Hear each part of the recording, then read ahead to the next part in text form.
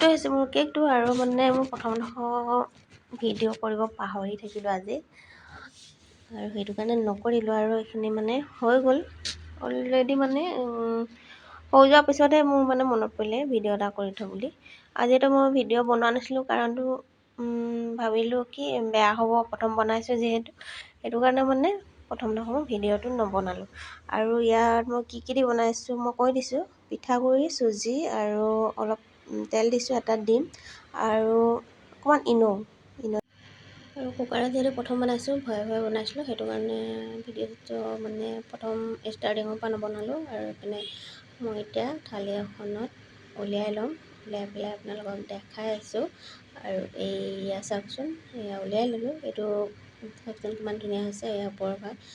আৰু এয়া ওপৰত যে দেখিছে এইখিনি হৈছে নাৰিকল নহয় দেই, এইখিনি কাঠবাদাম মই অলপ গুড়ি কৰি ছটিয়াই দিছিলোঁ। আৰু এয়া আপোনালোকক কাটি অকণমান দেখাই দিছোঁ কিমান চফ্ট হৈছে, চাওকচোন কিমানটা ধুনীয়া হৈছে।